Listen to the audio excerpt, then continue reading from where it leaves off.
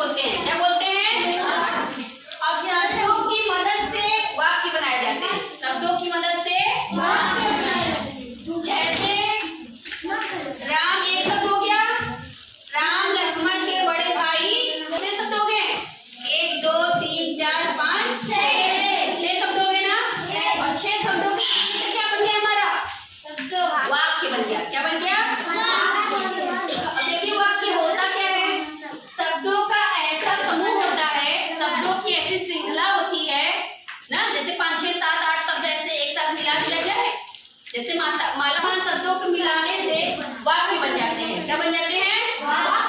तो देखिए वाक्य होता क्या है? शब्दों का ऐसा समूह होता है, ऐसी श्रृंखला होती है जो पूरा अर्थ देता हैं। शब्दों के सार्थक समूह को वाक्य कहते हैं। माने आपका है उसी को कहते हैं। वाक्य जो होता है भाषा की मूल इकाई भी होती है ना, तभी उस भाषा का निर्माण होगा। इसको कहते हैं भाषा की मूल इकाई क्या होती है? अब ये जो वाक्य होते हैं इसके 2 अंग होते हैं। कितने अंग होते हैं? 2। एक होता है उद्देश्य और एक होता है विधेय। एक होता है उद्देश्य और एक होता है विधेय। मतलब जब उद्देश्य का मतलब क्या होता है? जब हम वस्तु या कर्ता के बारे में कुछ बताएंगे तो उसे उद्देश्य कहते हैं। क्या कहते हैं? और जब हम उद्देश्य के बारे में कुछ कहेंगे, जब हम उद्देश्य के बारे में कुछ कहेंगे तो क्या कहलाएगा? हमारा विधेय। जब हम किसी वस्तु के बारे में कुछ बताते हैं तो हमारा उद्देश्य कहलाता है ना, और जब उद्देश्य के बारे में कुछ बताएंगे तो हमारा क्या कहलाएगा? विधेय।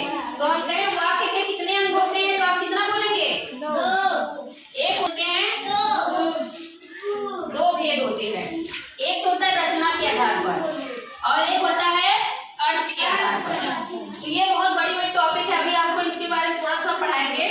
आप जान जाइए एक रचना के आधार पे होता है और एक अर्थ के आधार पे। रचना के आधार पे जो होते हैं वो 3 होते हैं। सरल वाक्य होते हैं, संयुक्त वाक्य होते हैं और मिश्र वाक्य होते हैं। और अर्थ के आधार पर 8 होते हैं। ठीक है, अब देखिए, अब जैसे बना दिए हम शब्दों का समूह बनाए हैं। देखिए शब्दों का समूह हमारे यहाँ पे जैसे राम लक्ष्मण के बड़े भाई थे ना। अब यहाँ देखिए कितने शब्द मिले हैं? 1 2 3 4 5 मिले ना। तो राम जो है, जिसके राम के बारे में बताया जा रहा है यहाँ पे, तो राम हमारे उद्देश्य है।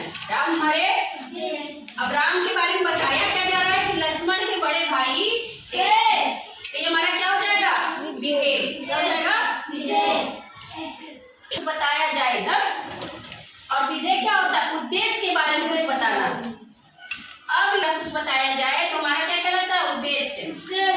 और उद्देश्य के बारे में जब कुछ बताया जाता है तो हमारा क्या कहलाएगा? विधेय। क्या कहलाएगा? विधेय।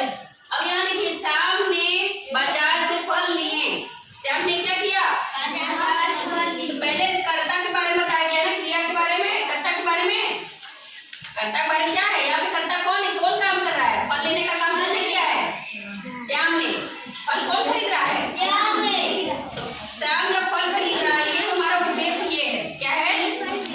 अब ये खरीद क्या रहा है? फल खरीद रहा है ना। तो श्याम ने बाजार से फल लिए, इसके विधेय है। माने श्याम के बारे में बताया जा रहा है कि श्याम कहाँ से फल लिया है? बाजार से। ये उद्देश्य हो गया, ये क्या हो गया? विधेय। इसी तरह राधा हमारे यहाँ क्या है? उद्देश्य। और स्कूल जा रही है, उसका क्या है? विधेय। राधा कहाँ जा रही? राधा स्कूल जा रही। तो राधा हमारी उद्देश्य हो गई, स्कूल जाना उसका क्या हो गया? विधेय। यहाँ पे ये कर्ता है ना, जब कर्ता के बारे में कुछ बताया जाए तो हमारा क्या कहलाता है? विधेय। हिमालय देश का गौरव है। हिमालय के बारे में कहा जा रहा है कि हिमालय हमारे देश का क्या है? गौरव है ना। तो यहाँ पे जो हिमालय है वो उद्देश्य है, देश का गौरव क्या है? विधेय। माली ने पौधे लगाए, तो माली यहाँ पे क्या है? कर्ता है ना, इसलिए वो उद्देश्य हो गया। और उसने कौन